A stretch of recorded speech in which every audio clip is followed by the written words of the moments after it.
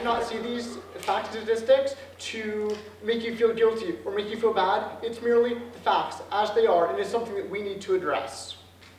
Sorry, so what do you see whenever you look at this image behind me? Trees, grass, rolling hills, etc. What this image doesn't show you is this. From the 1920s to the 1950s, this land was industrial dumping grounds. The chemical company that owned the land, the Hooker Chemical Company, then sold this land to the city for $1 and a warning of its previous use. The city, on their part, did nothing to really fix this issue beyond merely cover these barrels in a few feet of topsoil. They then decided to build a small community mere feet above these drums, consisting of houses and even a school. Everything was fine until in 1978, after a heavy rain, Love Canal, the community, exploded. Children returned from play with burns on their hands and their faces, and the air had a faint, choking smell. We cannot let them suffer. The issue is that these citizens were ignored by the local, state, and federal government until over a year later. Out of the 82 chemicals that were found in these barrels, 11 of them were carcinogenic, meaning that they cause cancer. Other examples, and more recently, include Flint, Michigan, with the water crisis, where inner city Flint, which is primarily where the poor people live, they cannot pay, so therefore the city decided not to fix their lead pipes, and as such, they created and they had to deal with lead disgusting water, as you see in the upper right-hand corner. Or Beaumont, Texas, where a oil refinery, was built near a town, leaching hydrogen sulfide into the air, causing respiratory, cardiac, and psychological issues. So what exactly is the issue here? The issue is our waste. What exactly do we do with the plastic and the stuff that we throw away?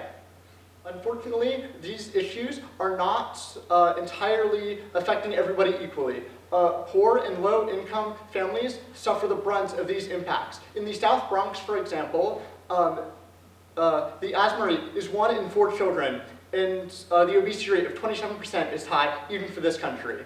Again, the issue is our waste. What exactly happens to what we throw away? They go offshore to places like China, and you see the little girl in the lower right-hand corner. Is she wearing protective gloves? Does she have proper protection? Is she with a parent? No, no, and no. If there are batteries in those piles of electronics behind her, she could be handling dangerous chemicals without the proper protection. Or another place could be Nigeria, where again, there's a little boy who is standing in front of a pile of trash, again, completely unprotected and without supervision. Or Ghana, where they have so much waste that the only way they can get rid of it is by burning it, which causes tons of respiratory issues. So what exactly can we do as a community to help this issue? One thing we can do is look to sustainability.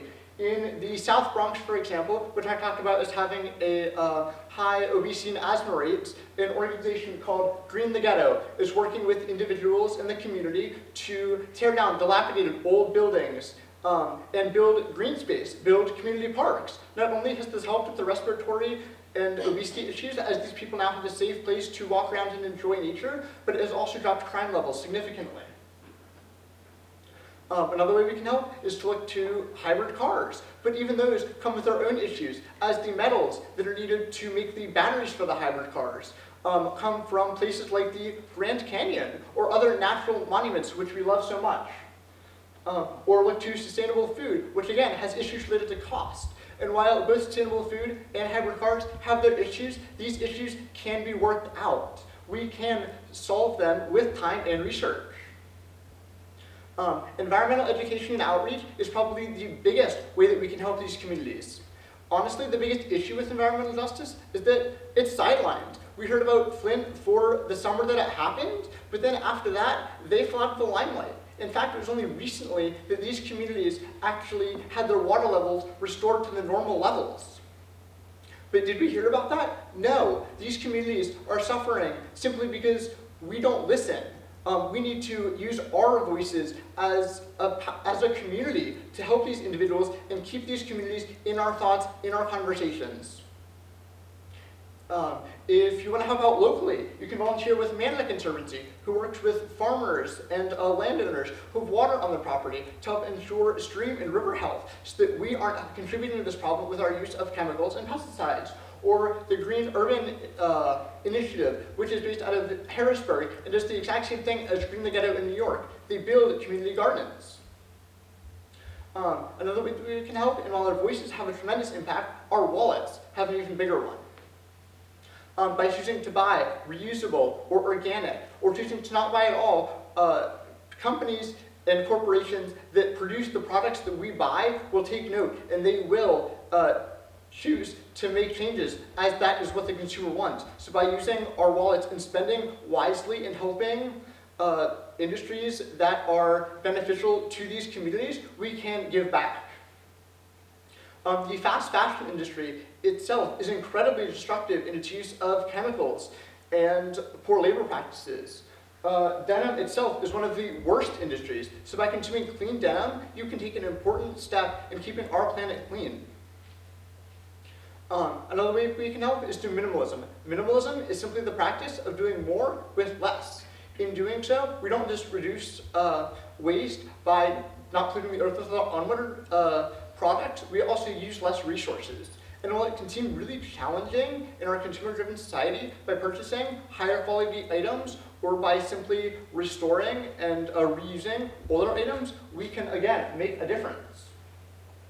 Mother's Day is coming up tomorrow, and instead of buying flowers from your local flower shop that are imported from who knows where simply because they look pretty, we can look for flowers that are grown and produced locally, as this cuts down on transportation costs. Additionally, if you want to take it a step further, ask whoever you're buying the flowers from if they know if chemicals or pesticides or herbicides were used whenever growing these plants. As again, these chemicals and pesticides need to be produced somewhere, and it is communities like Love Canal that feel the effect. Another way, and just to reiterate two things that have been harped on again and again and again, but are still really important to hear, we can always travel greener and reduce power consumption. Just to reiterate, these communities are suffering, and our voice is one of the biggest ways we can help. Currently, around the world, teens are speaking out about environmental issues, but again, our voices can only do so much. We have to take these small steps. We can't just talk the talk, we have to walk the walk. And we need to take these steps, small little ones, to empower the communities before the paradigm, bigger shifts can change. We all have to live on the same green earth, so why don't we help our fellow citizens and the environment at the same time? Thank you.